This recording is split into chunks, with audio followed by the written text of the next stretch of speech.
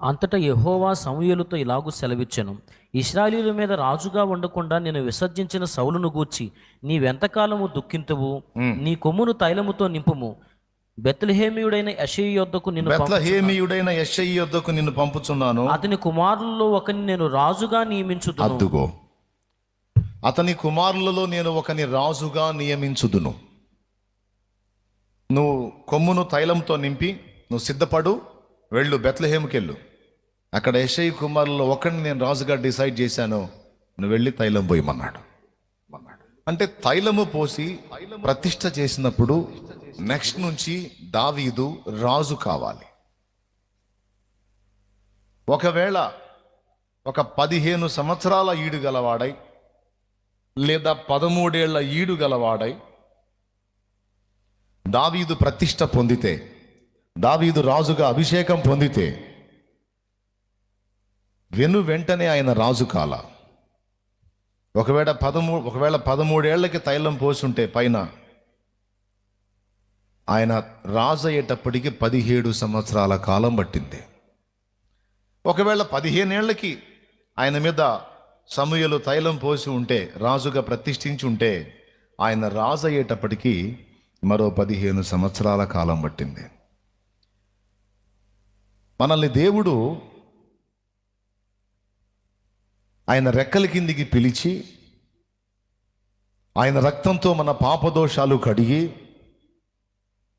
ఆయన కొరకు మనల్ని పరిశుద్ధాత్మతో అభిషేకించి మనల్ని ప్రతిష్ఠ చేసినప్పుడు ఆయన మనకు చెప్పిన వాగ్దానాలు, మనల్ని చూడగోరిన విధానం, మనల్ని చెయ్యగోరిన విధానం అంతా కంప్లీట్ అయ్యేది వెంటనే జరగదు. ఈ లేఖనం ప్రకారం దానికి కొంత సమయం తీసుకుంటాడు దేవుడు. బాగా వినండి, ఇది మన జీవితాలకు సంబంధించి చెప్తున్నాను. 2 చేతులు ఎత్తి స్తోత్రం చెప్పండి. ఒక పరిచర్యకు నిన్ను పిలిస్తే, లేదా నీకేదన్నా ఒక కార్యం చేస్తానని వాగ్దానం చేస్తే, నీ ఎడల నేను ఇదిగో ఈ కార్యం జరిగించబోతున్నాను, లేదా నీ బిడ్డల ఎడల ఇది జరిగించబోతున్నాను, లేదా నీ కుమార్తె ఎడల, నీ కుమారుల ఎడల నేను ఇలా చేయబోతున్నాను అని దేవుడు నీకు ఏదన్నా ప్రామిస్ చేస్తే, ఆ ప్రామిస్ చేసిన తర్వాత వెంటనే అది జరగదు. దేవుడు కొంత సమయం తీసుకుంటాడు. దేవుడేమో నీకు పెద్ద పెద్ద విషయాలు చెప్తాడు, పెద్ద పెద్ద వాగ్దానాలు ఇస్తాడు, మాట్లాడతాడు, నువ్వేమో ఎదురు చూస్తూ ఉంటావు, అదేమో జరగదు. ఇంకా చెప్పాలంటే కొన్నిసార్లు ఆయన ఇచ్చిన వాగ్దానాలకి భిన్నమైన పరిస్థితులు నీకు ఎదురవుతుంటాయి. దేవుడేమో నాకు చెప్పటమేమో గొప్ప విషయాలు చెప్పాడు, నెరవేర్పుకు వచ్చేటప్పటికేమో ఏమి జరగట్లేదు. ఎందుకని ఇలాగా? మాట ఇచ్చిన దేవుడు నెరవేరుస్తాడు కదా, ఎందుకని మాట ఇచ్చి మౌనం అయిపోయాడు? నాకేమీ తెలియదు, నన్నెందుకు పిలిచాడు సేవకి? నాకేమీ తెలియదు, నన్నెందుకు అభిషేకించాడు? నాకేమీ తెలియదు, నన్ను రమ్మని ఎందుకు పిలుస్తున్నాడు ఆయన పనికి అని కొంతమంది తమను తాము ప్రశ్నించుకుంటారు. సేవ విషయంలో కానీ, తమకు దేవుడిచ్చిన వాగ్దానాల నెరవేర్పు విషయంలో కానీ, తమ పరిస్థితుల మార్పు విషయంలో కానీ, తమ కుటుంబ సభ్యుల మార్పు విషయంలో కానీ, ఈ 4 సంగతుల్లో అందరికీ ధర్మ సందేహం ఉంటుంది. ఏముంటుంది? ఇప్పుడు నేను చెప్పిన 4 విషయాల్లో డౌట్ ఉంటుంది. దావీదు విషయంలో కూడా అదే జరిగింది. 15 ఏళ్ల ప్రాయంలో ఒకవేళ సమూయేలు తైలపు కొమ్ముతో నూనె పోసి ప్రతిష్ఠ చేసుంటే మరుసటి సంవత్సరమే దావీదు రాజు కాలేదు. ఏమండి, చేయొచ్చుగా దేవుడు? నెక్స్ట్ ఇయర్ కల్లా సౌలు లేపేసి దావీదుని సింహాసనం ఎక్కించేది ఉండే. దానికి మరో 15 సంవత్సరాల టైం ఎందుకు తీసుకున్నాడు అనే ఈ ప్రశ్నకి ఒక సమాధానం దొరికితే మనందరి డౌట్స్కి ఆన్సర్ వచ్చింది. ఏమిటి సమాధానం అంటే ఒకే ఒక్క మాట. దేవుడు మాట ఇచ్చి ప్రతిష్ఠించి వాగ్దానం ఇచ్చి ప్రామిస్ చేసి మౌనంగా లేడు. మనకిచ్చినవి నెరవేర్చడానికి ఆయన సిద్ధపరచుచున్నాడు. సింపుల్గా చెప్పాలంటే మనకిచ్చిన ప్రామిస్ని నెరవేర్చడానికి, మనకిచ్చిన వాగ్దానాలను జరిగించడానికి, మనకు చేసిన ప్రతిష్ట ప్రకారం మనల్ని వాడుకోవటానికి ముందు దేవుడు మనల్ని సిద్ధపరుస్తాడు, పరిస్థితుల్ని సిద్ధపరుస్తాడు, మనకు అవసరమైన సరుకుల్ని సిద్ధపరుస్తాడు. అలా సిద్ధపరిచేటువంటి సమయం మనకి దేవుడు మౌనంగా ఉన్నట్టు అనిపిస్తుంది. మన దేవుడు మనకు మాట అయితే ఇచ్చాడు కానీ ఖాళీగా ఉన్నాడు అని మనకు అనిపిస్తుంది. కానీ కాదు, ఆయన ఖాళీగా లేడు, ఆయన నిరంతరం పని చేస్తున్నాడు. ఇప్పుడు మీకు అందరికీ అర్థమైపోయింది. ఏం చేస్తున్నాడు? ఆయన సిద్ధపరుస్తున్నాడు, రెడీ చేస్తున్నాడు. ఒకవేళ నువ్వు అడిగినవి పొందడానికి తగిన శక్తి నీలో లేదేమో, తగిన జ్ఞానం, తగిన సామర్థ్యం నీలో లేదేమో, అందుకే ముందేం చేశాడంటే ఆ సామర్థ్యాన్ని ముందు నీలో నింపుతాడు. అలా ముందు నిన్ను సిద్ధం చేసిన తర్వాత నువ్వు ఆశించినది నీ ముందుకు వచ్చేటట్టు ఆయన చేస్తాడు. ఎందుకంటే దేవుడు రోబో కాదు, ఏటీఎం మిషన్ అంతకన్నా కాదు. దేవుడు మన నాన్న. ఆయన ఎవరు? మన డాడీ, మన తండ్రి. ఆయన అన్నీ ఆలోచించి ఏది ఎప్పుడు చేయాలో, ఎలా చేయాలో, ఎందుకు చేయాలో, ఎంత చేయాలో అన్ని సమగ్రంగా పరిశీలించి సమస్తము సమకూర్చి మన మేలుకి, క్షేమానికి, అభివృద్ధికి, ఆశీర్వాదానికి, విశ్రాంతికి అన్ని సమకూర్చి జరిపిస్తాడు ఆయన. మెట్టుకు నువ్వు ఒకటి గ్రహించాలి, ఆయన నిన్ను ప్రేమిస్తున్నాడు. 2, ఆయన నీ కోసం సిద్ధపరుస్తున్నాడు. నీ కోసం సరుకులు సిద్ధపరుస్తున్నాడు. నువ్వు అడిగినవి నీవు పొందడానికి తగిన విధంగా నిన్ను సిద్ధపరుస్తున్నాడు. ఇది ఎరగని స్థితిలో చాలా వరకు మనం అపార్థానికి గురై సనుగుళ్ళు, గొనుగుళ్ళు, కృంగుబాట్లు, నిరాశలు, నిస్పృహలు, సంశయాలు పెట్టుకొని మనం వేదన పడి దేవుని కూడా బాధ పెడతాం. ఈ బుద్ధిహీనమైన పొరపాట్లు మనం చేయకుందుముగాక. ఆమేన్. దేవుడు ఆయన హస్తం కదిలించేంత వరకు ఆయన బలీయమైన చేతి కింద దీన మనసుతో కాచుకుందుముగాక. ఆమేన్. జరగాల్సింది అది. ఇక ఇప్పుడు దావీదు దగ్గరికి వద్దాం. దావీదుకి అప్పటిదాకా గొర్రెలతో వ్యవహరించడం తెలుసు కానీ మనుషులతో వ్యవహరించడం తెలియదు. 15 ఏళ్ల పిల్లాడికి ఏం తెలుస్తుందండి? 13-15 ఏళ్ళాడికి ఏం తెలిసిద్ది? సమాజంలో ఎలాంటి పరిస్థితులు ఉంటాయో, మనుషుల మనస్తత్వాలు, వ్యక్తిత్వాలు ఎలా ఉంటాయో, నమ్మిన వాళ్ళు నయవంచన ఎలా చేస్తారో, ఆనుకున్న వాళ్ళు నట్లేట్లో ఎలా ముంచుతారో, ప్రేమించిన వాళ్ళు ఎలా గాయపరుస్తారో, వాళ్ళు ఎలా అప్పగిస్తారో ఇవన్నీ దావీదుకు తెలియదుగా. అమ్మ ఆహారం కట్టించిది, ఏదో వాయిద్యం తీసుకుంటాడు. ఆ ఆహారము, వాయిద్యం, గొర్రెలు దోలే కర్ర, ఇంకే ఆయన సామాను. ఇక మందం దొరుకుని పోవాలి, పడాలి, వెళ్ళిపోవాలి. సాయంత్రానికి రావాలి, ఆ మందను దొడ్లోకి తోలాలి, ఇంకా వాటికి ఏమైనా అవసరాలు ఉంటే తోలాలి, కాస్త స్నానం చేసుకోవాలి, అంత తినాలి, అడ్డం పడాలి. ఇంక రెండో పని లేదు. ఒక గొర్రెల కాపరికి ఇంతకు మించి ఏం పని ఉంటుంది? మిగిలినంతా ఊళ్ళో పని చేస్తే గొర్రెల కాపరి అరణ్యంలో ఉండాలి. మీరు నమ్మండి, మనుషుడెవడు పోలేనటువంటి కీకారణ్యంలో కూడా మందం తోలుకొని పోవాల్సిందే గొర్రెల కాపరి.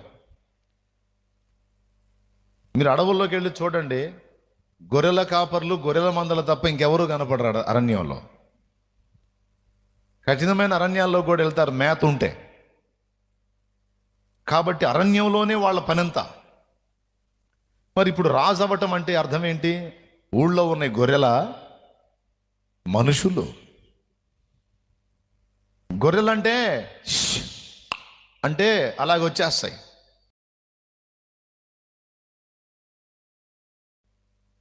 వెంటబడి మనుషుల్ని ష్ అంటే వస్తారా? రారుగా. దేవునికి స్తోత్రం కలుగును గాక. హల్లెలూయా. ఓయమ్మ, మనుషులతో ఎంత పెద్ద రిస్కులు. కాబట్టి దేవుడి పద్ధతి ఏంటంటే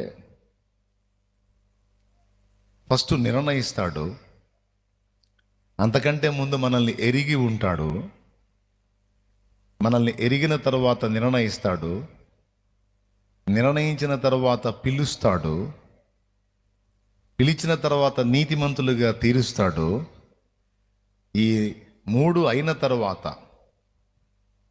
ఏమండి, లేదా 4 అయిన తర్వాత ఎరుగుట, నిర్ణయించుట, పిల్లచుట, నీతిమంతులుగా తీర్చుట అంటే సిద్ధపరచుట, అయిన తర్వాత మహిమపరచుట.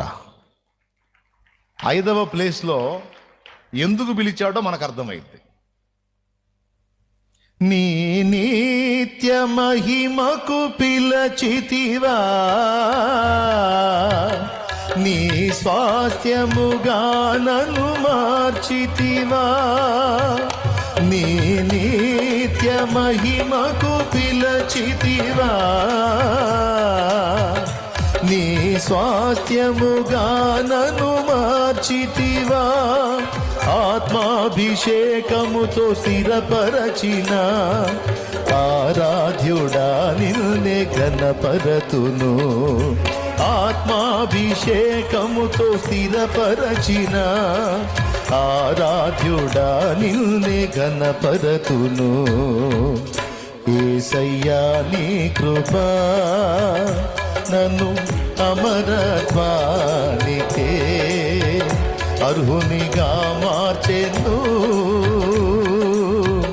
యేసయ్యా నీ కృపా అర్హునిగా మార్చెను. యేసయ్యా నీ కృపా, యేసయ్యా నీ కృపా. దేవునికి మహిమ. ఎప్పుడైతే దావీదు మీద తైలము ప్రోక్షింపబడిందో, ప్రతిష్ఠ జరిగిందో, ఏర్పాటు ఖరారైందో తమ్ముడు, అప్పటి నుంచి దావీదుకు స్టార్ట్ అయింది తమిళ సినిమా. మనకు తమిళ సినిమా అర్థం కాదుగా, అట్లాగే దావీదుకి స్టార్ట్ అయింది. అప్పటిదాకా గొర్రెలు వాటిని తోలుకోవడం, మేపుకోవడం తప్ప ఏం తెలియదుగా. వాళ్ళ అన్నల ముందు ఎప్పుడైతే దావీదు మీద తైలం పోసి ప్రతిష్ఠ చేశాడో, ఇక ఫ్యామిలీలో క్లాషెస్ ఎలా ఉంటాయో అర్థమైంది. అప్పటిదాకా అరే ఇక చీటికి నీకు ఆయన వచ్చి ఆ ప్రతిష్ఠ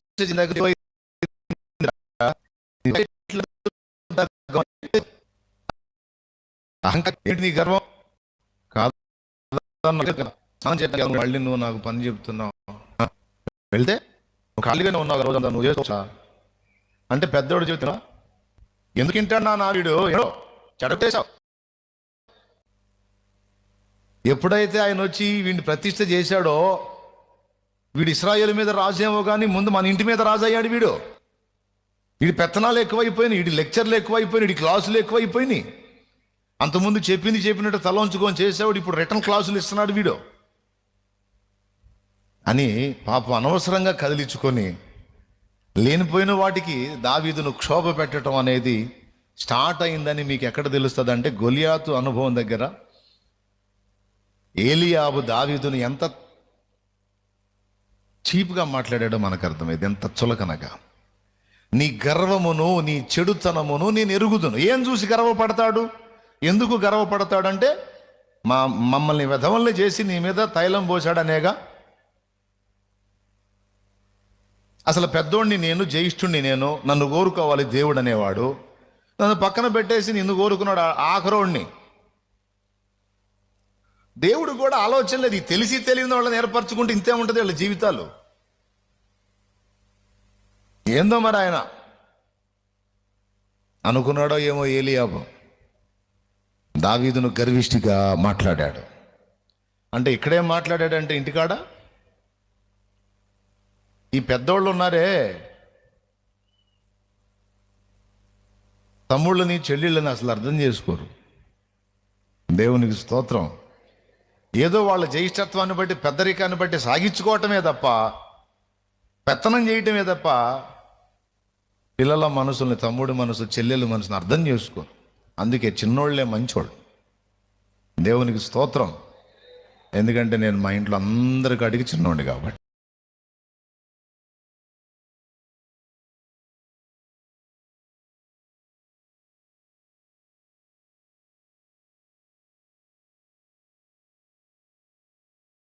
నేను దావీదు వరుసలో 8వ వాడు, నేను కూడా వరుసలో 8వ వాడిని.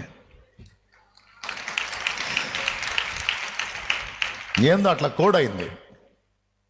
దావీదు కీర్తనాకారుడే, నాకు కూడా దేవుడు ఆ కృపనిచ్చాడు. దావీదు పాటలు కట్టగలుగుతాడు, దేవుడు నాకు కూడా పాటలు కట్టగలిగే కృపనిచ్చాడు. దావీదు పాడగలుగుతాడు, నేను కూడా పాడటానికి కృపనిచ్చాడు. కాకపోతే దావీదు మ్యూజిక్, సంగీత వాయిద్యాలను వాయించగలడు, మనకు అది లేదు. నేర్చుకుందాం అనుకున్నా కానీ టైం దొరకలా. ఏదో ఫ్లూట్ మాత్రం కొంచెం ప్లే చేస్తా అంతే. కాస్త ఈ బొమ్మలు గీయటం అని ఈ కళలు వచ్చు, కానీ ఇక అంత మ్యూజిక్లోకి అయితే లేదు. అయితే ప్లేయర్స్ ప్లే చేసేటప్పుడు మాత్రం ఆ లోపాలు గుర్తుపట్టి చెప్పగలుగుతాను కొంచెం, ఎందుకంటే అది ఉంది కాబట్టి. ఆ మ్యూజిక్ పరిజ్ఞానం కాస్త ఉంది కనుక అవి చూసుకుంటా. కాబట్టి తమ్ముళ్ళు మంచోళ్ళు, చెల్లెళ్ళు మంచోళ్ళు. ఇప్పుడు అన్నలకి అక్కలకి మండిపోద్ది. నేను మామూలుగా అంటున్నానులే. మరి అట్టయితే అన్నలు మంచోళ్ళు కాకపోతే యేసయ్య ఎవరు? మనందరికీ పెద్దన్న. కాబట్టి తమ్ముళ్ళు ఎంత మంచోళ్ళైనా అందరికీ పెద్దన్న యేసయ్య కంటే మంచోళ్ళు కాదు కదా. కాబట్టి అన్నలు కూడా మంచోళ్ళే, లేదు అక్కలు కూడా మంచోళ్ళు. అక్క ప్రేమ ఎంత మాధుర్యంగా ఉంటుందండి. అక్క ప్రేమ, అమ్మ తర్వాత అక్క ప్రేమ పొందాలి, అది అదృష్టం. అక్క ప్రేమ దక్కటం ఒక ధన్యతే. చెల్లెళ్ళు మామూలేలే, కానీ అక్క వాత్సల్యం వేరు. మళ్ళీ చెల్లి వాత్సల్యం వేరు, అక్క వాత్సల్యం వేరు. అక్క మీద మనం డిపెండ్ అవ్వచ్చు, చెల్లేమో మన మీద డిపెండ్ అవుతుంది. ఒరే అన్నయ్య ఆ జైరా, ఈ జైరా అని అన్నీ మనకే చెప్తుంది. అక్క అనుకో, అక్క మనకు చేస్తుంది. అందుకే అక్క ప్రేమ దక్కినోళ్ళు ధన్యులు. దేవునికి స్తోత్రం. సరే మన పాయింట్కి వద్దాం, మళ్ళీ లేట్ అవుతుంది. అందుకని ఇంట్లో పరిస్థితులు తారుమారైనాయి, వ్యతిరేకతలు స్టార్ట్ అయినాయి. అంటే దేవుడు ఒకరిని హెచ్చిస్తే ఫ్యామిలీయే ఇలా రివర్స్ అయిందన్నమాట. అర్థమైంది అనుభవం. తర్వాత యుద్ధ భూమికి వెళ్ళినప్పుడు, గొలియాతు మీదకి యుద్ధానికి వెళ్ళటానికి సిద్ధపడినప్పుడు అన్న ఎలా అడ్డగించాడు, రాజు ఎలా అడ్డగించాడు, వీళ్ళు ఏ వ్యాఖ్యలు చేశారు, యుద్ధ భూమికి ఒకడు వెళ్ళటానికి సిద్ధమైనప్పుడు నిరాశ, వెనకలాగుడుతనం అనేవి ఎలా ఉంటాయో అనుభవించాడు. కొంతమంది గొప్ప కార్యాలకు పూనుకుంటే కొంతమంది ఈ నీరసం రోగులు ఉంటారు, ఈ నిరుత్సాహానికి ముందుండేవాళ్ళు. వాళ్ళు ఏదన్నా పెద్ద పని మొదలు పెట్టామనుకో, అదేం చిన్న విషయం అనుకున్నాయింది, అదంత ఈజీ అనుకున్నాయింది, అది సామాన్యం అనుకున్నాయింది, అసలు అయిద్ది అనుకున్నాయింది, అయినా నీకంత సీన్ ఉందా ఏంది అని ఊరికి వెనకలాగుడు సరుకుంటుంది మనకి. ఈ నీరు గార్చేవాళ్ళు, నిరాశపరిచేవాళ్ళు అరుదుగా ఉంటారు. నువ్వు ఆలోచన చేసింది బాగుంది నాన్న, వెళ్ళో. విజయోస్తనే వాళ్ళు తక్కువ ఉంటారు, ఈ వెనకలాగే వాళ్ళు ఉంటారు ఎక్కువ. ఈ నిరాశ జీవులు ఒక గొప్ప పనికి పూనుకున్నప్పుడు ఈ నిరాశ, నిస్పృహ, ఈ దిగజారుడు మాటలు మాట్లాడే వాళ్ళని ఫేస్ చేశాడు. ఆ అనుభవాలు ఎలా ఉంటాయో రుచి చూపించాడు దేవుడు. ఈ విధంగా ఒక మనిషి రాజవటానికి దాదాపు 15 సంవత్సరాల కాలాన్ని దేవుడు తీసుకొని, ఈ 15 సంవత్సరాల కాలంలో ఒక రాజై పరిపాలన జరిగించాల్సినటి కావలసినటువంటి అనుభవాలన్నీ నేర్పాడు. కష్టపడి యుద్ధంలో విజయం సాధించి బహుమానం వచ్చింది అనుకుంటే బడిసె తీసుకొని వెంటబడ్డాడు రాజు. ఏ క్యావురే ఏ క్యావ్, బహుమానాలు ఇస్తాడు, గిఫ్ట్లు ఇస్తాడు, ఇశ్రాయేలు ఇంటి వాళ్ళు నా ఫ్యామిలీని స్వతంత్రులను చేస్తాడు, వెండి బంగారాలు ఇస్తాడు, పిల్లనిచ్చి పెళ్లి చేస్తాడంటే సావు పెళ్లి చేయటానికి నా వెంటబడ్డాడేంది ఈ దరిద్రుడు? ఇదేంటి ఇట్లా కూడా ఉంటారా మనుషులు? రాజులు మాట ఇచ్చి ఇలా తప్పుతారా? నేనైతే తప్పకూడదు. అట్లా ఒక రాజు వ్యక్తిత్వం ఎలా ఉంటుందో గ్రహించి, రాజు హద్దులు దాటి బుద్ధిహీనమైన అడుగులేసి దేవునికి తిరుగుబాటు చేస్తే, ఆత్మను కోల్పోతే దురాత్మలు ఎలా వచ్చి అటాక్ చేస్తాయో సౌలు లైఫ్ని చూసి నేర్చుకున్నాడు దావీదు. నా దేవుడు ఎంత గొప్పోడంటే నిన్ను ప్రతిష్ఠించి నిన్ను పిలిచి నిన్ను డైరెక్ట్గా తీసుకెళ్ళి కూర్చోబెట్టడు. మనకేం తపన, మనకేం ఆగదు, నాకెప్పుడు నాకెప్పుడు నాకెప్పుడు నాకెప్పుడు అని. ఆయన అంటాడు, కొద్దిగా ఆగురా, మొదలు పెట్టావంటే తన్నులు తింటావు నాన్న. ముందు నీకు కొన్ని అనుభవాలు కావాలి, నీకు కొన్ని విషయాలు అవగాహన కావాలి. అవన్నీ నువ్వు పొందిన తర్వాత నేను తీసుకెళ్ళి కూర్చోబెడతా. దానికి ముందు నీకు సిద్ధపాటు అవసరం, నువ్వు రెడీ కావాలి. ఇది దేవుని వ్యవహారం దావీదుతో. నేను పిలిచాను కదా, పిలిచినాన్ని మరి రెడీ చేయని, రెడీ చేసిన తర్వాత తప్పనిసరిగా నిన్ను అక్కడికి తీసుకెళ్తాను. ఇప్పుడు దేవుడు నీకు ఏదన్నా ప్రామిస్ చేస్తుంటే దాని నెరవేర్పుకి ఎందుకు ఆలస్యం అవుతుంది అంటే ఖచ్చితంగా ఇదొక కీలకమైన సమాధానం. ఎందుకు ఆలస్యం అంటే పొందగలిగే విధంగా నిన్ను కూడా రెడీ చేయాలి ఆయన. మాట్లాడుతాడు, నీవు నా పని చేయాలి, నీవు నా సేవ చేయాలి, నా సువార్త ప్రకటించాలి, ఆత్మలను రక్షించాలని నీతో మాట్లాడాడు. వెంటనే తీసుకెళ్ళి ఒక సంఘం నిలబెట్టి నువ్వు అన్నాడు ముందు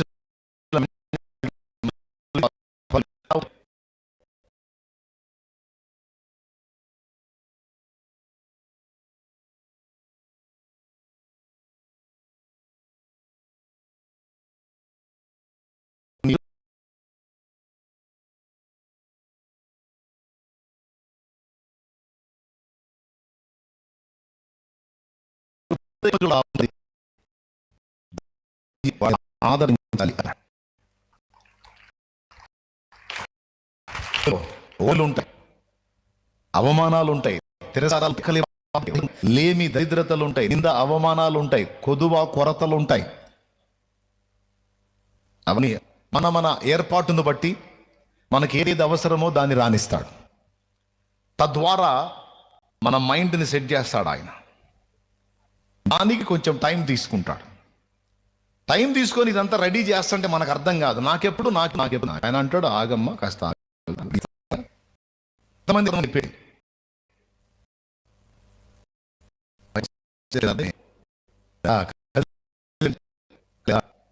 అవుతుందా? రైట్, అవుతుంది. దానండి ఇంత తేడా చెప్పినాం కాకపోతే హాస్పిటల్లో చూపించుకోవటం సంబంధం లేదు. దేవుని స్తోత్రం. అదాత్రం అయితే వినండి జాగ్రత్తగా. మాట ఇచ్చి రాజు తప్పుతాడా? అలవాటు అర్థమైపోయింది, కానీ నేను తప్పకూడదు. ఆశించిన వారి ఫలిస్తాడా? నేను చేయకూడదు. నీతి తప్పి దిగారుడు నాకు వెళ్ళిపోతాడా? నేను వెళ్ళకూడదు. తెలిసి దేవుని మీద దిగుబాటు చేస్తాడా? సచ్చినా నేను ఆ పని చేయకూడదు. పరిశుద్ధాన్ని కోల్పోతాడా? ఈ అవకాశం కూడా అమ్మో, ఎట్టి పరిస్థితుల్లో నేను దేవుని ఆత్మను కోల్పోకూడదు. సరే, ఇది రాజు విషయంలో నేర్చుకున్న పాఠం. దేవుడే నేర్పాడు, సౌలును చూపించి దావీదుకు పాఠం నేర్పాడు. ఇది ఏ ఘట్టంలో ఉపయోగపడిందో తెలుసా? రాత్రి చదివించాను.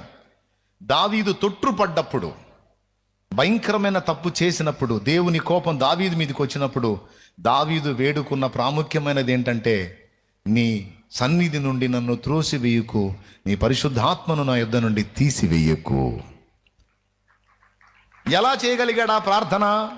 పరిశుద్ధాత్మ విడిచిపోతే దురాత్మలు ఏ విధంగా ఆడుకుంటాయో వాడుకుంటాయో సౌల్ లైఫ్లో చూసినందున అమ్మో నాకు కూడా అదే గతి పట్టే అవకాశం ఉంది, నేను కూడా అదే విధంగా దరిద్ర పని చేశా, కాబట్టి నాకు వద్దు నాయనా, నాకు ఏ శిక్ష అయినా విధించు, నన్ను ఎంతైనా పచ్చడి కింద తన్ను, కానీ నీ పరిశుద్ధ ఆత్మను మాత్రం నా యొద్ద నుండి తీసేయొద్దు. అంతే. దేవుని ఆత్మ వదిలేస్తే ఇక దెయ్యమేగా పట్టేది. దేవుని సన్నిధి నుండి త్రోసివేయబడితే ఇంక వాడు నరకపాత్రుడే కదా. ఎలా చేయగలిగాడు ఆ ప్రార్థన? ఆల్రెడీ అనుభవించాడు కాబట్టి. ఒకవేళ ఈ అనుభవం లేకుండా రాజు అయితే సౌలు ప్లేస్లో దావీదు ఉండేవాడు. అందుకే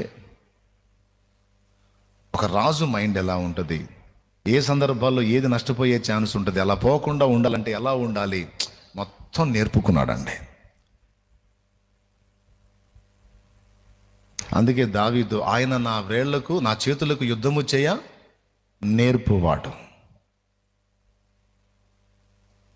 నా కాళ్ళను లేడి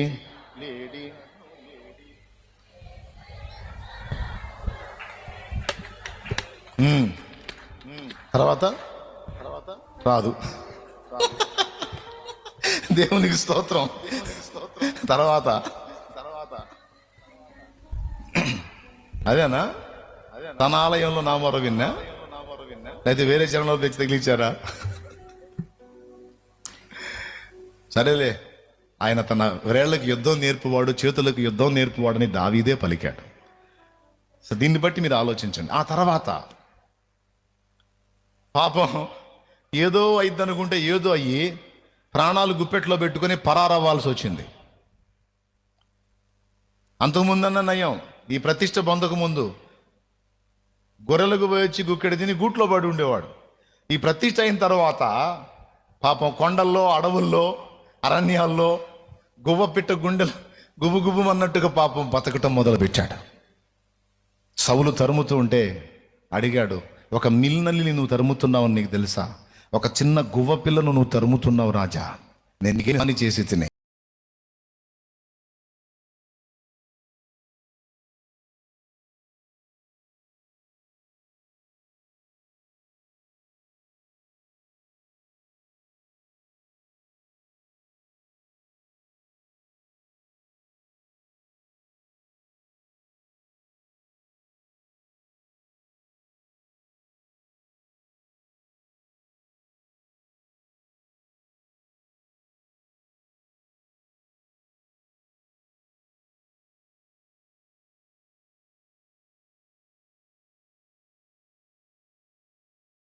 అని దావీదు అడిగినప్పుడేమో ఈ సౌలు మారు మనసు పొందుతాడు. ఆ క్షణాన, నాయనా దావీదా, ఈ స్వరం నీదేనా? నీవు నాకంటే నీతిమంతుడు, యెహోవా నిశ్చయముగా నీకు రాజ్యం అప్పగించును, నిశ్చయముగా నీవు రాజు వగుదు అని ఆశీర్వదిస్తాడు. దాటి పక్కకెళ్ళగానే మళ్ళీ మెంట్లెక్కిద్ది. మళ్ళీ ఈటు తీసుకుని వాడు ఎక్కడున్నాడో కనుక్కుంటా అంటాడు. పాపం ఒకరోజు అదుల్లాము గుహలోకి చేరాడు. అదుల్లాము గుహ అనే గుహ ఉంటే అందులో చేరాడు. దావీదు అందులో ఉన్నాడని తెలుసుకొని అప్పులైనోళ్ళు, భార్యలు వదిలిపెట్టిపోయినోళ్ళు, కుటుంబాల్లో కలతలు ఉన్నోళ్ళు వందలాది మంది పోయి దావీదు దగ్గర చేరారు. అయ్యా, నువ్వు ఎట్లా చెబితే అట్లా వింటాం, నువ్వు ఎలా నడవమంటే అలా నడుస్తాం, నీతోనే ఉంటాం, తింటాం, పంటాం, అంతా నీతోనే అని వెంటబడ్డా. దాంతో మనుషుల మధ్యలో జీవితం ఎలా ఉంటుందో, బయట వ్యక్తులు వచ్చి మనల్ని ఆశ్రయించినప్పుడు పరిస్థితులు ఎలా ఉంటాయో ఒక అనుభవం అర్థమైంది. తర్వాత ఒక ప్రాంత ప్రజల్ని వాళ్ళు కాపాడతారు. కృతజ్ఞతగా ఆ ప్రాంతానికి వెళ్ళి తలదాచుకుంటారు. ఒక దశలో వెళ్ళి కాపాడతారు, మరో దశలో సౌలు తరుముతున్నప్పుడు ఆ ప్రాంతానికి వెళ్ళి తలదాచుకుంటారు. ఒక నమ్మకంతో, ఏమనంటే వీళ్ళని నేను గతంలో కాపాడాను కదా, దాన్ని బట్టి వీళ్ళకి నేను మేలు చేశాను కదా, దాన్ని బట్టి వీళ్ళు నాకు ఆశ్రయం ఇస్తారు, నా గురించి రాజుకు చెప్పరు అని పాపం ఆశపడి ఇక్కడ నేను సేఫ్గా ఉంటానని అక్కడికి వెళ్ళి తలదాచుకుంటే శుభ్రంగా వాళ్ళు రాజు కబురు పెడతారు, నువ్వు వెతుకుచున్న దావీదు మా దగ్గరే ఉన్నాడు, రా, నీవు త్వరగా వచ్చినడలా అవశ్యముగా అతన్ని పట్టుకొనవచ్చును అని. బంపర్ స్ట్రోక్ అది. మేలు చేసినా కూడా కీడు చేస్తారా? ఆదుకున్న వాళ్ళు ఆదరిస్తారు అనుకుంటే వాళ్ళు కూడా కాటు వేస్తారా? అర్థమైపోయింది. ఇదొక అనుభవం.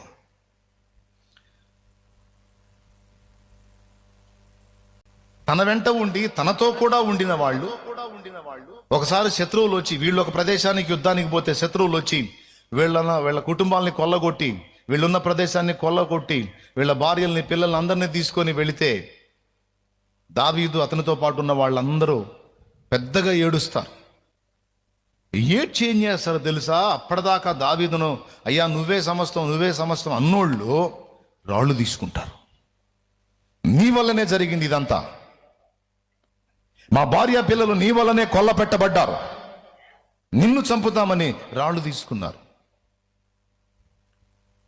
అరే ఇప్పుడు దాకా ప్రాణానికి ప్రాణం ఇస్తానన్నారు కదరా, నీకోసం ఏమైనా చేస్తానన్నారు కదరా, రాళ్ళు తీసుకొని నా ప్రాణం అంటే ప్రాణానికి ప్రాణం అని నమ్మకంగా ఉన్నవాళ్ళు సైతం పరిస్థితులు మారితే రాళ్ళు తీసుకుంటారు అనే అనుభవం నేర్పాడు దేవుడు. నాతో కూడా ఉన్న వాళ్ళు నమ్మకస్తులని నీవు అనుకునుచున్నావు, అలా అనుకొనరాదు. ఈరోజు నీతో ఉన్నవాళ్ళు అలాగ ఉండవచ్చు, రేపు వారే శత్రువులుగా మారవచ్చు. తస్మాత్ జాగ్రత్త దావీదు.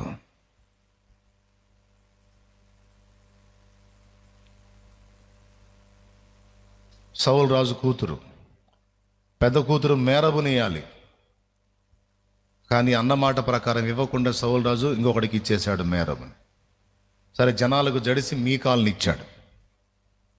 మీకాల్ని ఇస్తే కొద్ది రోజుల తర్వాత పాపం మీకాల్ని కూడా లాగేసి ఇంకొకటికి ఇస్తాడు. రాజు కూతురు, నేను గొర్రెలు కాసుకునేవాడిని, యువరాణి నాకు భార్య అయిందని పాపం ఎంత ప్రేమించి ఉంటాడో మీకాల్ని. ఏ కాల్ని? మీకాల్ని ఎంత ప్రేమించి ఉంటాడో, ప్రాణంగా ప్రేమించి ఉంటాడు. కానీ ఆమె చూడు, వాళ్ళ నాన్న చెప్పగానే ఇంకొకటి చేసుకుంది. ఒరే దరిద్రుడా, నీకు సిగ్గు లేకపోతే నాకన్నా ఉంది, నన్ను ఒకడికి ఇచ్చి పెళ్లి చేసి మళ్ళీ ఇంకొకరిని చేసుకోమంటున్నావు, నేను ఎట్లా మార్చుకునేది? నా హృదయంలో దావీదే ఉన్నాడు, నేను ఇంకొకటికి తల వంచను అని కదా అనాలి. మీ కాలు ఏ కాలు అందా? శుభ్రంగా పోయింది, పెళ్లి చేసుకు. దావీదుకి ఎంత గుండె కోతో, తన భార్య మరొకడిని చేసుకుంది, విడాకులు ఇవ్వలేదు, పరిత్యాగ పత్రిక ఇవ్వలేదు, మోషే ధర్మశాస్త్రం నెరవేరలేదు అక్కడ, కానీ మరొకడికి భార్య అయింది. జీవిత భాగస్వామిని పక్కాడు మోహపు చూపు చూస్తేనే మగవాడికి రోషంగా ఉంటుంది. వాడిని ఏమనలేక భార్యని గద్దేశాడే లోపలికి వెళ్ళోని అంటే అవతల వాడు మోహంగా చూస్తున్నాడు, నాకు ఇష్టం లేదని. మోహపు చూపుకే ఇష్టపడని భర్త తన భార్య వేరొకడికి భార్య అయిపోయిందని తెలిసి ఎంత అల్లాడిపోయి ఉంటాడో చూడండి.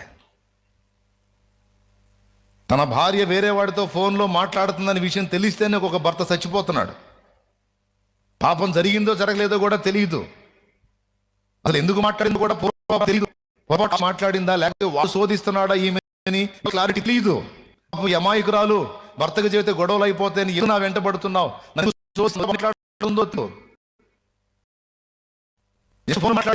మాట్లాడిపోతాడు. మోహపు చూపుకి లేదా ఒక చిన్న మాట తట్టుకోలేదే ఆ అనుభవం ఎలా ఉంటుందో ఒక్కసారి ఊహించండి. అంటే మనం నా భార్య నా లైఫ్ అనుకున్నావా? అక్కడ కూడా స్థిరత్వం లేదు దావీదు. చూడు బంప స్ట్రోకులు. మరి ఇశ్రాయేలు మీద రాజు దేవుని చిత్తానుసమైన మనసు అంటే ఊరికి చూడాడు ఒక తోముడు. నమ్మిన బంటులాగా ఉన్నోళ్ళు రాళ్ళు తీసుకొని కొట్టే ఛాన్స్ ఉంది. నా ప్రాణం అనుకున్న భాగస్వామి మరొకటి వశం అయిపోయే అవకాశం ఉంది. ఏ ప్రక్క చూసినా ఇదే పరిస్థితి. ప్రాణాలను అరచేతిలో పెట్టుకొని పరిగెత్తటం, కొండల్లో గుహల్లో తలదాచుకోవటం. అయితే ఈ అనుభవాలన్నిటినీ రానిచ్చి దావీదుకు ముఖ్యంగా ఒకటి నేర్పాడు దేవుడు. ఏం నేర్పాడో తెలుసా?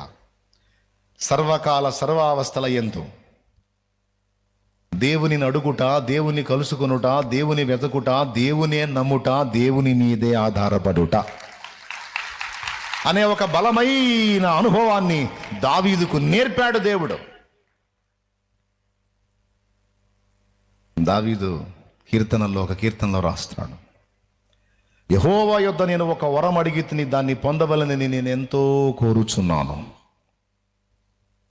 అదేదనగా చదువుతాడినండి.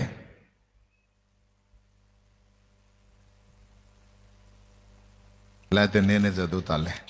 27వ కీర్తన 4వ వచనం. యెహోవా యొద్ద ఒక వరము అడిగి తిని దానిని నేను వెదకుచున్నాను. యెహోవా ప్రసన్నతను చూచుటకును ఆయన ఆలయములో ధ్యానించుటకును నా జీవితకాలమంతయు నేను యెహోవా మందిరములో నివసింపగోరుచున్నాను. ఏనాయనా రాజ్యం మీద వాంతి వచ్చిందా? భోగభాగ్యాలు అష్టైశ్వర్యాలు వద్దా? మరేం కావాలి? ఆయన కావాలి, ఆయన సన్నిధి కావాలి, ఆయనతో జీవితం కావాలి, ఆయన ప్రసన్నతను చూడాలి. ఆయన సన్నిధిలో ఆయనను గూర్చిన ఆలోచనలతో నేను నిండిపోవాలి. ధ్యానం అంటే ఆయనను గూర్చి ఆలోచించుట. ఇస్సాకు పొలములో ధ్యానింప వెళ్ళాను అంటే బైబిల్ గ్రంథం లేదు వాళ్ళకి చదివి ధ్యానించడానికి. మరి ఏముందంటే తమ జీవితంలో, తమ పితరుల జీవితంలో దేవుని కదలికల్ని గుర్తు చేసుకుంటూ, ఆహా దేవా అప్పుడు అలా చేశావు, అప్పుడు అలా చేసావు, అప్పుడు అలా చేసావు అని ఆ విషయాలన్నిటిని తలంచుకొని దేవుడికి ఏది నచ్చిద్ది, ఏది నచ్చదు, బా దేవుడు మనస్తత్వం ఏంటి ఇంత అందంగా ఉంది అని ఆయనను గురించి. ఎవరి గురించి? తలంపులెల్లా నా తపన ఎంత నీ చిత్తం చేయుటయే యజమానుడా, యజమానుడా నా యేసు తలపులెల్లా నా తపన ఎంత నీ చిత్తం చేయుటయే. యుద్ధ తంత్రం ఏంటో నేర్చుకున్నాడు. ఎత్తుకు పై ఎత్తేసి శత్రువుని ఎలా చిత్తు చేయాలో నేర్చుకున్నాడు. ఒకప్పుడేం తెలియదు, షో షో అని తోలుకొని చప్పుళ్ళు చేయటం తప్ప మిగిలినవి తెలియవు. ఇప్పుడు యుద్ధ తంత్రం, మనుషులతో వ్యవహారం, కుటుంబంతో వ్యవహారం. ఇంట్రెస్ట్ ఉందా? రాసుకుంటారా? ఎన్ని నేర్పాడో చూడు యేసయ్య. ఫ్యామిలీతో ఎలా వ్యవహరించాలో నేర్చుకున్నాడు.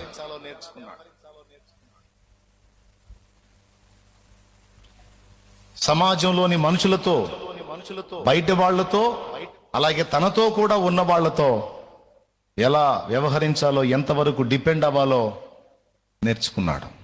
2, శత్రువు వెంటబడి తరుముతుంటే ఏ విధంగా తప్పించుకోవాలో, ఏ విధంగా తప్పించుకోవాలో, ఎలా చురుకుగా వ్యవహరించాలో నేర్చుకున్నాడు. 4, యుద్ధ తంత్రం, ఎత్తుకు పై ఎత్తు, శత్రువు దెబ్బ కొడితే తిరిగి దెబ్బ ఎలా కొట్టి వాడిని లైన్లోకి దేవాలో నేర్చుకున్నాడు. ఇవన్నీ ఒకరోజు అయ్యాయి కాదక్క, మొత్తం నేర్పుకుంటా తెచ్చాడు నాయన. ఈరోజు మీకు కూడా అదే పనిలో ఉన్నాడు దేవుడు. మీకేం అర్థం కాదు, అది నాకు కూడా అర్థం కాదు. ఒక చోట నన్ను పరిచర్యగా పెట్టాలంటే మరి అంత తేలిగ్గా జరగలాది. నన్ను పరిచర్యలోనికి తేక మునుపు సంసారుగా సిద్ధపరిచి ఒక ముందు చివరికి తొట్టకి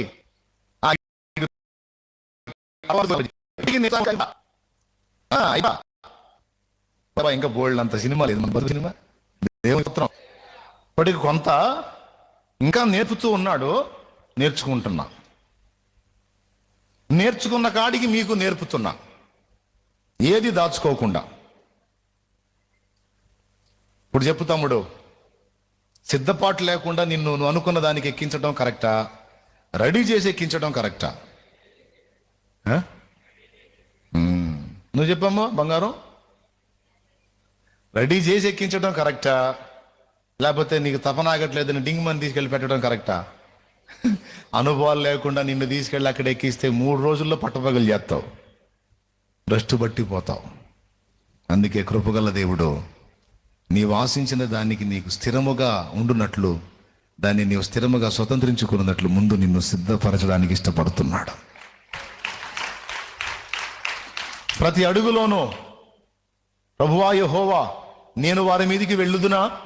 నీవు నాకు జయమిచ్చెదవా అని యెహోవా యొద్ద విచారణ చేసి, ప్రతి అడుగులోనూ ఎవడి మీద ఆధారపడలేక దేవుడే నా దీపమును వెలిగించువాడు, నా చీకటిని వెలుగుగా చేయును. నా దీపమును వెలిగించువాడు, నా చీకటిని వెలుగుగా చేయును. జలరాశుల నుండి బలమైన చేతితో, జలరాశుల నుండి బలమైన చేతితో వెలుపల చేర్చిన బలమైన దేవా, వెలుపల చేర్చిన బలమైన దేవా, యెహోవా నా బలమా.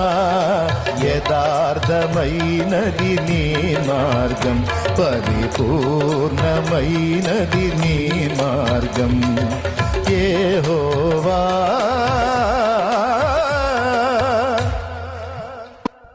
ఏం పాట అండి? ఎవరు పాడారు? బైబిల్ ఎవరు పాడారు? ఆసాపా, కోరహ కుమార్లా, దావీదా? దావీదేనా? ఏమో దావీదేనో డౌట్గా ఉంది నాకు. దావీదేనా? నీకు అర్థమవుతుంది అనుకుంటాను.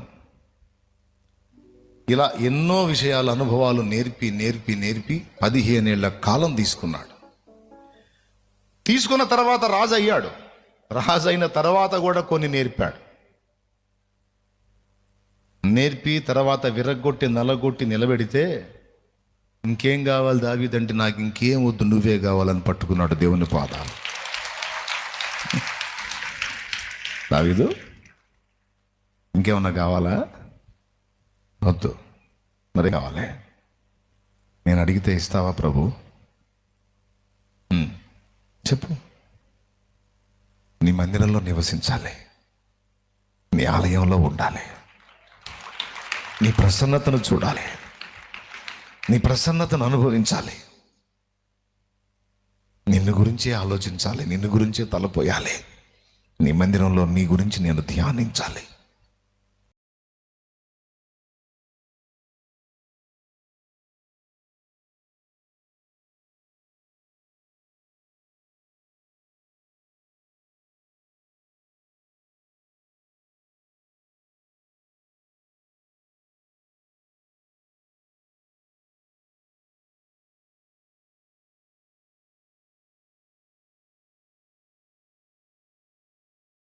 నాకు ఆ మధురమైన అనుభవం ఇస్తావా?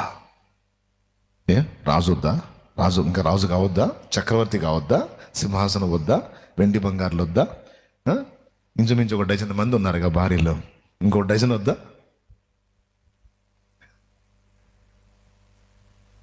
నాకు వద్దు ప్రభు.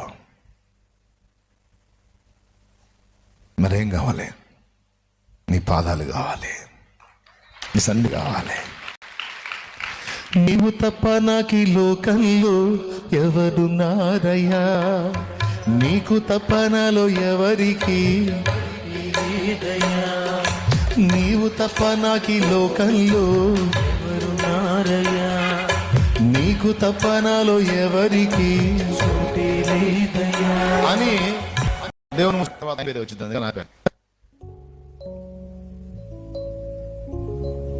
కాబట్టి ప్రియులారా, ఇలా ఎక్కడెక్కడ ఎలాంటి పరిస్థితులు ఉంటాయో అవన్నీ కూడా ముందే వంట పట్టించి అవగాహన కలిగించి అన్ని నేర్పించి, ఒకవేళ దేవుడు ఏ స్థితికి తీసుకెళ్ళి పెంచినా తిరిగి తను తగ్గించుకునే విధంగా, తన మొదటి స్థితిని ఆరంభాన్ని గుర్తుపెట్టుకునే విధంగా అనేక రకాల అనుభవాల్లో విరగొట్టి నలగొట్టి సిద్ధం చేసి ఆ తర్వాత పోసిన తైలానికి న్యాయం చేశాడు దేవుడు. ఈరోజు మీకు అందరికీ అదే చెప్తున్నాను నాయనా. నేను ఆశించినది, దేవుడు నాకు ఇస్తానని వాగ్దానం చేసినది ఎలా జరుగుటలేదు అనొద్దు. నీకు కావలసినవి సిద్ధపరుస్తుండొచ్చు, లేదా అవి సిద్ధంగా ఉన్నది పొందడానికి తగిన విధంగా నిన్ను రెడీ చేస్తూ ఉండొచ్చు. ఈ కీలకమైన విషయాన్ని ఎప్పుడు మర్చిపోవద్దు. ఆయన, ఒక మాటలో చెప్పాలంటే, ఆయన కన్నా నిన్ను ఎక్కువ ప్రేమించే వాళ్ళు ఈ లోకంలోనే లేరు. నీ తల్లి కూడా నిన్నంత ప్రేమించదు, నీ తండ్రి కూడా నిన్నంత ఈ వ్యక్తి నన్ను బాగా ప్రేమిస్తారని నువ్వు ఎవరి గురించి అనుకుంటున్నావో ఆ ఎలాంటి వ్యక్తి కూడా ఆయన కంటే ఎక్కువగా నిన్ను ప్రేమించడు. నిన్నంత ప్రేమిస్తాడు ఆయన. జోక్ కాదు, చచ్చిపోయాడు సోదరా నీ కోసం ఆయన. ఇంకంతమించి ఏం సాక్ష్యం కావాలి నీకు? మాటలు చెప్తారు, పెద్ద పెద్ద మాటలు, ఆపదలో ఒక్కడుండడు. కానీ ఇక్కడ మాటలు కాదు, ఏకంగా నువ్వు ఇంకా పాపివై ఉండగానే, నువ్వు మళ్ళీ మంచోడు అయినప్పుడు కాదు, నువ్వు మంచిదానం అయినప్పుడు కాదు, నీవు నేను మనం ఇంకా పాపులమై ఉండగానే క్రీస్తు యేసు మన కొరకు చనిపోయెను.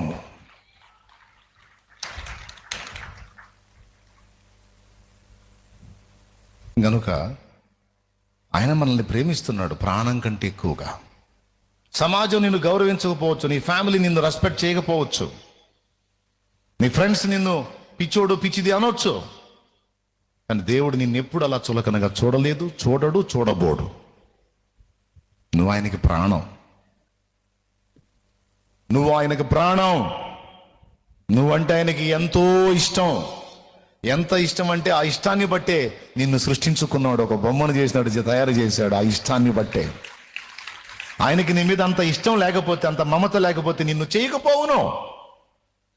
కానీ నిన్ను ఉనికిలోకి తెచ్చాడంటే ఎంత ప్రేమించాడు ఒక్కసారి ఊహించు. ప్రాణం ఇచ్చాడంటే ఎంత ప్రేమించాడు ఊహించు. మరి ఎన్ని చేసినోడు నువ్వు ఆశించినవి నీకు దక్కకుండా చేస్తాడా? అవి నీ క్షేమకరమైతే, అవి నీకు మేలుకరమైతే, అవి నీకు ఇబ్బంది కలిగించినవైతే, నిన్ను నాశనం చేయనివైతే, నీకు నష్టకరం కానివైతే తప్పకుండా వాటిని నీ అనుభవంలోకి తీసుకొస్తాడు నా తండ్రి. అది కూడా నువ్వు అడిగిన దానికి సమంగా కాదు, మించి కాదు, నువ్వు ఊహించలేనంత, నువ్వు అడిగిన దానికంటే ఊహించిన దానికంటే అధికమైన స్థాయిలో దేవుడు కార్యం చేస్తాడు. నమ్మితే రెండు చేతులు ఎత్తి విశ్వాసంతో స్తోత్రం చెప్పండి. హల్లెలూయా చెప్పండి. మనం ముగింపులోకి వెళ్ళిపోదాం. సిద్ధపరచనిద్దామా దేవుణ్ణి, మనం తపన పడదామా? నీ కుటుంబ సభ్యుల మార్పు కోసం నువ్వు అడుగుతావు, ఓకే. దేవుడు కూడా ఆ పనికి పూనుకున్నాడు, అందుకు అనుగుణ్యంగా పావులు కదుపుతున్నాడు. ఒక సమయం వస్తుంది, వాళ్ళే వస్తారు లైన్లోకి. నువ్వు ఆందోళన పడ్డంత మాత్రాన రారుగా, నువ్వు జుట్టు పీక్కొని ఆలోచించినంత మాత్రాన రారుగా. దేవుడు చేస్తాడు. నీ వల్ల గాంధీ, నా వల్ల గాంధీ, నాయన వల్ల అవుతుంది. నాయన చేస్తాడు. అందుకే చిరునవ్వుతో చూస్తూ ఉంటామే మన పని. అప్పచెప్పేది అప్పచెబుతాం. ఇక ఆయన కాలం ఎప్పుడు వచ్చిద్దో, ఆయన సమయం ఎప్పుడు వచ్చిద్దో, ఆ సమయం వచ్చినప్పుడు మిడిసిపడే కెరటాలు చప్పగా అణిగిపోతాయి, వచ్చి ఆయన ముందు సాగిల పడతాయి.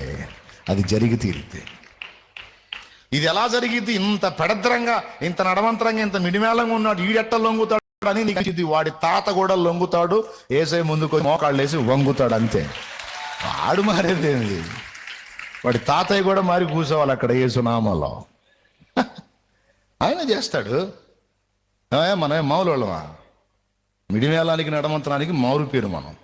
ఇప్పుడు ఏం చేస్తున్నాం? మోకాళ్ళేసి హల్లెలూయా ప్రభువా అయ్యా అంటలా. వాళ్ళు కూడా వస్తారు, రెడీ చేస్తున్నాడు ఒక్కొక్కడిని, అంతే. దేవుడు కొలికి తెచ్చిందాక మనకేం ఆగదు తప్పని. ఇప్పుడు నీ వాక్యం చెప్పే కదా, అంతే నాన్నయ్య కరెక్ట్గా చెప్పావా, మరి అంత కాకపోతే ఏముంది, మరి అదే అనిపిస్తుంది. ఇంటికి బాగానే ఈడెప్పుడు మారుతాడు, మళ్ళీ దిగులు స్టార్ట్ అయింది. వద్దు నాన్న, అవకాశం ఉంటే మళ్ళీ మళ్ళీ ఈ విషయాలు గుర్తు చేసుకోండి, ధైర్యం తెచ్చుకోండి, ఓకేనా? రెండు మాటలు. ప్రతిష్ఠించిన దేవుడు ఆ పొజిషన్కి తీసుకెళ్లేదానికి ముందు కొన్ని సంవత్సరాలు జోక్యం చేసుకొని దావీదును సిద్ధం చేసుకొని తీసుకెళ్లి కూర్చోబెట్టినట్టు, యోసేపుకు దర్శనం ఇచ్చిన దేవుడు దాన్ని నెరవేర్చడానికి సేమ్ టైం తీసుకున్నాడు. 17 ఏళ్ల ప్రాయములో, అంతకంటే చిన్న వయసులో దర్శనం వచ్చింది యోసేపుకి. తన ఫ్యామిలీ మెంబర్స్, తన అన్నలు తన ముందు సాగిలపడ్డట్టు, సాష్టాంగపడ్డట్టు, పాపం ఆ దర్శనం చెప్పి వాళ్ళకి ద్వేషానికి గురయ్యాడు. వాళ్ళందరూ పొలంలో ఉన్నప్పుడు మనోడిపై దర్శనం చెప్పాడు, అన్నయ్యోయ్ నాకు ఒక కళ వచ్చిందేని. ఏం కలరా? దారా నీకు అదే పనిగా, పని పాటలేదుగా, తింటాం పండుకోవడం కళ్ళగంటా. ఈ కళలు కనవాడు వచ్చుచున్నాడు, ఏదో కలగన్నాడు అంట, చెప్పురా. ఏం లేదన్నయ్య, మన పనులు ఉంటాయే, మన పొలంలో జొన్న చొప్ప పనలు ఉంటాయి కదా, ఆ పనలు ఒక చిన్న పన మధ్యలో నిలబడింది. 11 పనలు దాని ముందు సాష్టాంగ పడుతున్నాయి అన్నయ్య. మధ్యలో పన ఎవర్రా? నేను. సాష్టాంగ పడ్డ పనలు, అరే పెద్ద చిన్న గౌరవం లేదా? అరే అన్నలవరా, ఏదన్నా తమ్ముడు చిన్నోడు నువ్వు మా కాలు మొక్కామంటే అర్థం ఉంటుంది, కానీ మేము నీ కాలు మొక్కడమే ఈ మిడిమేళం ఏందిరా? అసలు దేవుడు ఇట్లాంటి చూపిస్తాడా? అసలు దేవుడు అట్ట చూపించడం ఏందిరా? ఏంది వీడి వ్యవహారం? ఏమన్నా అంటేనే పోయి మొత్తం నాన్నకు చెబుతున్నాడు, పొల్లు పోకుండా. నేనేమన్నది కావట్లేదురా. పోరా నువ్వు, నేను చూస్తుంటే తన్నాలనిపిస్తుందో. అన్నారో తన్ని పంపించారో తెలియదు, కానీ దర్శనం నిజం. దేవుడైతే చూపించింది కన్ఫర్మ్. యోసేపు కూడా ఆశ్చర్యమే, ఇంత పెడద్రపోళ్ళు వీళ్ళు నా కాలు మొక్కటం ఏం తండ్రి అని మొక్కుతారా నువ్వు అంటాడు యోసేపు. చివరికి ఎప్పుడో పసితనంలో ఇచ్చిన దర్శనాన్ని నెరవేర్చడం కోసం 17 ఏళ్ల ప్రాయములో దేవుడు జోక్యం చేసుకొని కరెక్ట్గా యోసేపు కూడా 30 ఏళ్ల ప్రాయం వచ్చేటప్పటికి దాన్ని నెరవేర్పు చూపించాడు దేవుడు. అంటే ఇప్పుడు మా విషయంలో కూడా మరో 15 ఏళ్ళు ఆగాలంటావు అని టెన్షన్ పడకండి. ఇంకో 15 ఏళ్ళు అయితే రాకడ కూడా వచ్చింది. అదిగా నేను చెబుతుంది. దావీదుకి యోసేపుకి అంత టైం తీసుకున్నాడు, నీకు నెరవేర్చేటప్పటికి దేవుడు ఆయా అవసరతను బట్టి ఆయా పరిస్థితులను బట్టి వెంటనే ఆన్సర్ ఇవ్వచ్చు, లేదా కొంచెం సమయం తీసుకోవచ్చు, లేదా శ్రేష్టమైన దాన్ని రెడీ చేసి నీకు అందివ్వటానికి దేవుడు ఎదురు చూస్తుండొచ్చు. కానీ చివరికి నెరవేరిందా లేదా? యోసేపుకి ఇచ్చిన దర్శనం అది నెరవేరడానికి దాదాపు ఆయన కూడా 13 సంవత్సరాల కాలం తీసుకొని ఈ 13 ఏళ్లలో యోసేపును రెడీ చేశాడు. తండ్రి ప్రేమ, అన్నల గద్దింపు తప్ప ఏమీ తెలియని యోసేపుకి లోకమంతా తెలిసేటట్టు చేశాడు. ఒక బానిస బతుకు ఎలా ఉంటుందో, సంఖ్యలలో జీవితం ఎలా ఉంటుందో, చెరసాల జీవితం ఎలా ఉంటుందో, చెయ్యని నింద మీద పడితే దాని గాయం ఎలా ఉంటుందో అన్ని ప్రాక్టికల్గా అనుభవంలోనికి తీసుకొచ్చి యోసేపును విర్రగొట్టి నల్లగొట్టి దీనునిగా చేసి అతని హృదయం ఎంత సౌందర్యంగా మారిపోయిందంటే, కరువు కాలంలో యోసేపే అందరికీ ఐగుప్తులో ఫుడ్ పెట్టాడు. ఆ టైంలో తను తలుచుకుంటే పోతి ఫెరో భార్యకి ఫుడ్ లేకుండా ఏమేం చేసేవాడు. లేదు, తనను జైలు పాలు చేసిన శత్రువు కూడా అన్నం పెట్టినటువంటి ఘనుడుగా ధన్యుడుగా యోసేపు నిలబడ్డాడు. 20 తులాల వెండికి తన్ను సంతలో పశువు నమ్మినట్టు అమ్మిన అన్నలకు కూడా కష్టకాలంలో, కరువు కాలంలో ఏమని మాట అన్నాడో తెలుసా? అన్నలారా, భయపడకండి, నేను మిమ్మును మీ పిల్లలను పోషించెదను. అన్నా నేను కష్టపడతా, అవసరమైతే మిమ్మల్ని మీ పిల్లలందరినీ నేను పోషిస్తానన్నా, మీ మాట తప్పనన్నా. నా కీడు కోసం మీరు ఇది యోచించారు, కానీ మనందరి మేలు కోసం దేవుడు దీన్ని జరిగించాడన్నా. మీరు నాకే అపకారం చేయలేదన్నా, బాధపడకండి అన్న. మనమైతేనా సిగ్గులేదురా, ఏదన్నా నీళ్లు లేని బాయిలో దూకి సావండ్రా, ఏ మొహం పెట్టుకుని వచ్చారా దరిద్రులారా నా దగ్గరికి? నన్ను సంతలో పశువు నమ్మినట్టు అమ్ముతారా మీరు అని సైనికుని పిలిచి మొత్తాన్ని తీసుకెళ్ళి ఏదో ఒకటి చేయండి అని యోసేపాలనలా వాళ్ళని కూర్చోబెట్టి వాళ్ళకి విందు చేసి వాళ్ళందరూ సాగిలు పడ్డారు. ఫస్ట్ తెలియక, వాళ్ళ తమ్ముడు అని తెలియక 17 ఏళ్ళు అప్పుడు అమ్ముకున్నారు. 34-35 ఏళ్ళు వచ్చినాయి. మీసాలు గడ్డాలు, మనిషి ఆహార్యం మారిపోయింది. ఐగుప్తు గెటప్పులో ఉన్నాడు. వీళ్ళేమో ధాన్యం కొనడానికి పోయారు, కరువు వచ్చి వాళ్ళ దేశంలో. ఐగుప్తులో ధాన్యం ఉంది, యోసేపు వల్లే. తమ్ముడు అని తెలియదు. ఆయన అమ్మేసాం, ఆడు ఎప్పుడు తెచ్చుంటాళ్లే అనుకున్నారు. అన్నలు అమ్మారు, కానీ ఆయన చేయి పట్టుకున్నాడు, బ్రతికించాడు, నిలబెట్టాడు. తీరా చూస్తే అన్నలు ఐగుప్తుని ఏలుచున్నవాడు వచ్చుచున్నాడు, సిద్ధంగా ఉండండి మీరు అని సైనికుడు వార్నింగ్ ఇచ్చాడు. అయ్యా అలాగే. మీరు ధాన్యాన్ని కొనడానికి వచ్చారా, వేగు చుట్టానికి వచ్చారా? లేదా ధాన్యం కోసం వచ్చాం. వస్తున్నాడు, జాగ్రత్తగా ఉండండి, ఆయన మామూలుడు కాదు అంటే చకా వచ్చి ఎత్తైన ఆసనం మీద నిలబడి, ఎవరు మీరు అన్నాడు. అయ్యా అని మొత్తం సాష్టాంగపడ్డారు. ఆ సాష్టాంగపడేటప్పుడు వాళ్ళ ఫేసులు పోల్చుకున్నాడు. సంఖ్య చూశాడు, 10 మంది. 11వ బెన్యామీను 7. మన ఇంటికాడ ఉంచినట్టున్నారు. 10 మంది వచ్చారు. పెద్దన్న రూబేను, షిమ్యోను, యూదా, నఫ్తాలి, గాదు, ఆషేరు, అందరిని పోల్చుకొని, అన్నలు మా అన్నలే అని సంతోషపడి లోపల మదనపడి, ఎవరు మీరు? పేలినవాడా, నీ దాసులమైన మేము కనానుకు చెందినవారం. అక్కడ కరువు వచ్చి ధాన్యం లేక ఐగుప్తులో ధాన్యం ఉందని తెలిసి ధాన్యం కొందామని వచ్చాం. ధాన్యం కోసం వచ్చినట్లేదే నీ ఫేసులు. మా దేశాన్ని వేగు చూచే గూఢచారులు